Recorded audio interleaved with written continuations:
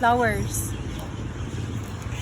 Dili sa ta magpamanihan guys. So atong buhaton ron is 1 man.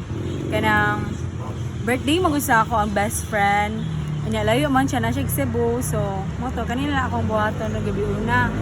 So ang una makakita na ako dayon mo great og happy birthday Borjos or happy birthday mo doon na ako. Mo ay makakuha ani chocolate 100 of roses. Special kay ni siya guys. Ako diri sa ako diri sa Capitol, Dipolog City.